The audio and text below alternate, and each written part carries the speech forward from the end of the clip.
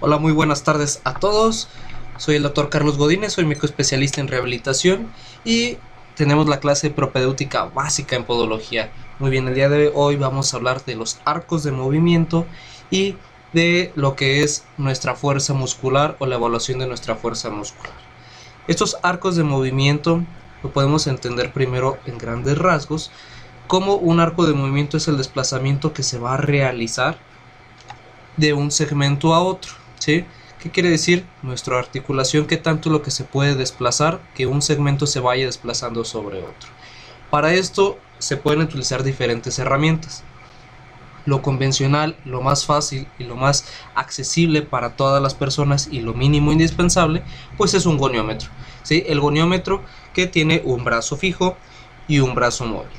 El brazo móvil cuenta de la herramienta nos va a indicar en qué grado se encuentra la medición, es como un transportador, y el brazo fijo es el que se va a encontrar todos los números o la graduación que va a tener, y los dos se unen en el eje o el fulcro. Ese eje pues es justamente donde intersectan nuestros dos brazos. Para tobillo yo les recomendaría que fuera un goniómetro flexible, sobre todo cuando queremos hacerlo en la parte dorsal del pie. Y entonces tenemos que tener muy en cuenta nuestro goniómetro y saber cómo usarlo. Tenemos diferentes tipos de arcos de movimiento, y hablando de pie y tobillo, vamos a ver dónde se va a colocar. El fulcro o el eje, Taboada menciona que se debe de poner en el malleolo externo, pero ciertamente si lo ponemos desde esa forma no va a ser completamente fácil, ¿sí? O no nos va a dar la medición. Lo que tenemos que hacer, me pongo el lapicillo, lo que tenemos que hacer es ponerlo de una manera más externa o más inferior, mejor dicho. ¿Para qué? Para que nuestro brazo móvil siga la longitud de nuestro quinto metatarsiano. Si nosotros lo ponemos en el malleolo externo, justamente no nos va a dar el arco o el movimiento que debe de seguir. Entonces debe de ser ligeramente por debajo de nuestro malleolo externo, y la línea, ¿sí? Nuestros goniómetros y nuestro brazo móvil tiene tres líneas. La línea externa, ¿sí? Es la que vamos a poder poner en nuestro rayo de nuestro quinto metatarsiano para favorecer la alineación, siendo que este es el que nos va a dar la graduación, ¿sí? O sea, con este vamos a alinear, pero con este vamos a decir qué tanto es la graduación que tiene nuestro paciente. Para esto sí, es muy fácil, pero de una manera práctica, y cuando lo tengamos ya enfrente del paciente va a ser muchísimo más sencillo. ¿Qué es lo que vamos a hacer? Nuestro brazo fijo va a correr por el trayecto longitudinalmente de nuestra pierna hacia el peroné, específicamente hacia la cabeza del peroné, y el brazo móvil pues hacia el quinto metatarsio. Hay diferentes escalas que nos dice qué tanto es lo normal.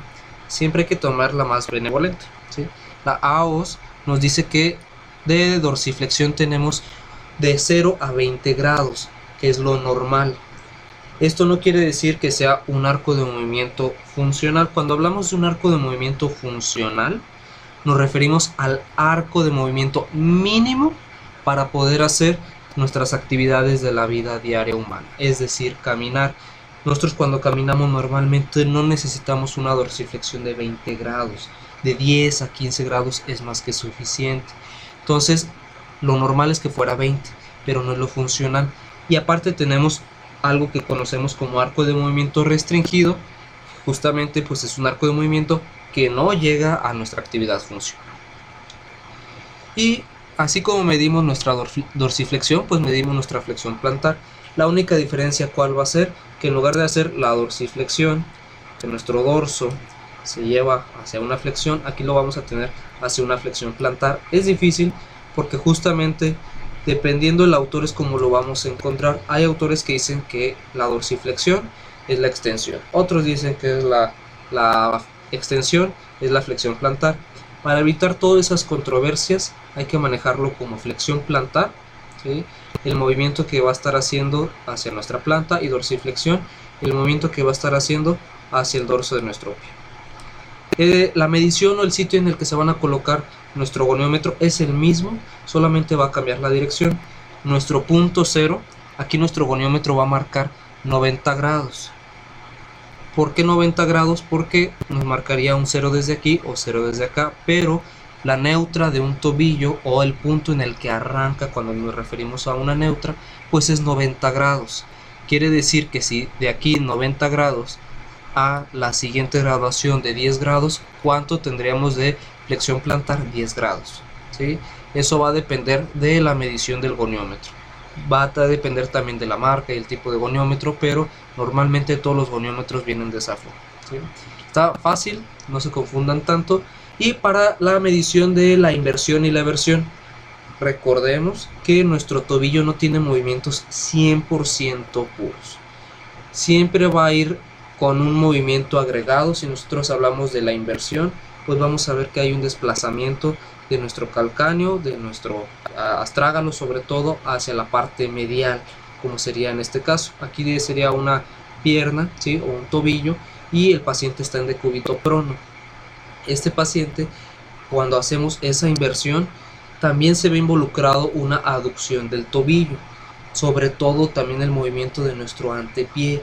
Así que siempre va a haber movimiento en conjunto, pero la manera más propia de aislarlo pues sería justamente de la parte posterior. Por eso Taboada lo menciona que es como el sitio correcto o la medición correcta.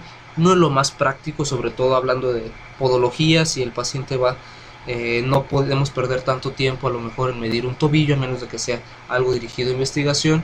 Y aquí sí vamos a tener en cuenta dónde se va a poner nuestro eje o nuestro fulcro, que va a ser en el calcáneo o inserción del tendón de Aquiles.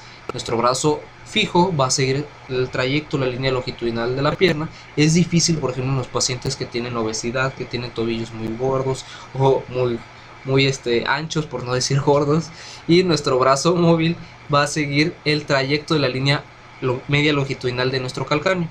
¿Y qué tanto es lo que vamos a tener? Vean, hay una discrepancia hasta en las mismas escalas, ¿sí? Entre las mismas asociaciones, que unos dicen que hasta 60 grados y otros hasta 35. Es difícil llegar a un consenso, y más porque estas simplemente son asociaciones americanas. Para hacerlo, por ejemplo, en nuestro medio, pues un medio mexicano, latinoamericano, pues tendríamos que hacer la medición de pacientes normales sin una afectación de diferentes edades y sacarlo por diferentes criterios para poderlo hacer de una manera estandarizada, ¿sí? Pero no nos detengamos tanto en esto. Entonces, al momento inicia como si estuviera a la neutra, y conforme va haciendo el movimiento se hace el desplazamiento para tener cuánto es lo que hace esa inversión del pie. Continuamente es una confusión que se tiene. ¿Cuál es la inversión y cuál es la eversión? Como podólogos no pueden estarse confundiendo con eso. Nosotros inversión, bueno, nosotros y todo el mundo a la inversión le llevamos cuando nuestras plantas del pie se van hacia adentro, y eversión cuando las plantas del pie se van hacia afuera. ¿Sí? Es algo que continuamente van a estar en confusión. Traten de recordarlo de esa forma: plantas del pie hacia adentro, plantas del pie hacia afuera, eversión, ¿sí? Y se mide, se coloca en el mismo sitio, pero sin duda alguna ya lo vimos en la parte de marcha, que nuestra eversión pues es muchísimo más limitada que la inversión. Aquí lo normal pues es hasta 15 grados, y estamos hablando de que ya es completamente todo lo que nos puede dar, y otros dicen que hasta 30, pero creo que es demasiado benevolente hablar de 30 grados de eversión.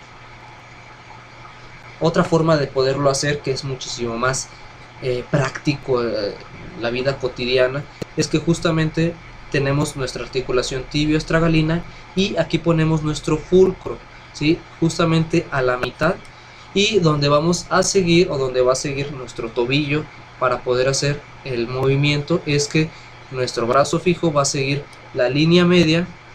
Bueno, o sea, supondría que sería una línea media y fija sobre la imagen. No tengo tan buen pulso, pero el brazo móvil va a seguir sobre el rayo del tercer metatarsiano, que sería aquí. Para nosotros poderlo alinear, tenemos que ponerlo justamente al inicio en 0, ¿sí? Y tiene que concordar con una línea recta. Si vemos, bueno, aquí iba a ser una línea recta, pero si nosotros estamos haciendo ese movimiento, tiene que ser lo más alineado posible. Tenemos que buscar que sea justamente entre un punto equidistante entre el malleolo externo y el malleolo interno, y de ahí ya poder hacer el movimiento. Y aquí sería, por ejemplo, una inversión hacia este punto, pero vamos a ver que es una inversión con aducción. Si la hacemos en el sentido opuesto, vamos a ver que es una eversión con abducción, ¿sale? Entonces, a lo mejor es donde se involucran más movimientos compuestos, pero también es la más práctica. Si quisiéramos meterlo a investigación, tendrían que ser los dos tipos de movimiento. Y se pueden medir todos los dedos, todas las articulaciones, desde las metatarsofalángicas hasta la interfalángica proximal y la interfalángica distal. Se puede medir flexión, extensión, una gran cantidad. No es lo más práctico, pero se puede hacer. Si va a ser un proceso de investigación, sí es lo recomendable, pero que lo más recomendable es que se viera desde la inspección, que es como se encuentra nuestro paciente, si tiene algún dedo en garra, algún dedo en martillo. Si observamos aquí, vamos a ver que nuestra articulación metatarso-falángica está con ligera extensión, mientras que la interfalángica proximal y la distal están en flexión. A diferencia de los dedos en martillo. Los dedos en martillo, la única diferencia que va a tener con los dedos en garra es la interfalángica distal, que esta se encuentra en extensión y no en flexión. Va a depender de la compensación que se trate de hacer. Siempre nuestros dedos en garra, nuestros dedos en martillo, son medidas de compensación de nuestra mecánica del pie. ¿Sí? Esa mecánica del pie que no rinde tan rápido, pero que empieza a compensar. Cuando hablamos un poquito de biomecánica, aunque no sea parte del curso, vamos a ver la importancia que tiene que haya un equilibrio en toda esta parte de todas nuestras articulaciones, nuestros músculos y ligamentos. La que bien posiblemente aquí tienen los aspectos de cómo se puede medir cada una, no nos vamos a detener en eso. ¿Sí? Vean interfalángica distal, en extensión, flexión. La que a lo mejor nos puede detener un poco más, sobre todo en pacientes posoperados de hallux valgus, ¿sí? O de alguna resección de algún quiste sinovial, pues es la del primer dedo, que se va a tener en cuenta pues un goniómetro de dedos, es muchísimo más fácil, y se coloca el brazo fijo, ¿sí? Sobre el dorso de nuestro primer metatarsiano, y el brazo móvil va a estar en el trayecto de la falange, ¿sí? Donde se va a poner justamente en la articulación. Y también se hace en la extensión, y lo muy importante es que se pudiera medir también en un paciente con hallux valgus, pero sobre todo la desviación. Se puede hacer y se puede hacer con el goniómetro, pero no es una medida tan certera como lo sería una radiografía, porque tenemos nuestro tejido blando y aunque lo estemos midiendo, va a haber ciertos grados de probabilidad de error, ¿sí? Error humano, error de medición, que el ojo pues no es tan certero. Entonces lo más recomendable para todo esto pues es a partir de una radiografía con una P o una proyección anteroposterior. Tenemos más articulaciones y bueno, por ejemplo este caso pues un paciente que tiene una limitante para poder hacer una dorsiflexión del pie pues va a tener una dificultad bastante grande para poder hacer una dorsiflexión del pie y para poder llevarlo a la neutra, lo que nos va a conllevar a limitantes de del apoyo que pudiera tener nuestro paciente, ¿sí? Por ejemplo, aquí se ve el apoyo y la limitante y la compensación y todo el daño que se está haciendo en la parte anterior, y el apoyo, como el paciente no puede apoyar desde este punto, todo se hace por la parte anterior en nuestro antepié, sobre todo en la parte lateral. ¿De acuerdo? Entonces, nuestros pacientes que tienen alguna limitante en un arco de movimiento, pues va condicionando mucho la capacidad que pueda realizar. Bien, si tienen alguna duda, estoy a sus órdenes. Soy el doctor Carlos Godínez, soy médico especialista en rehabilitación y les dejo aquí mis datos. Saludos a todos.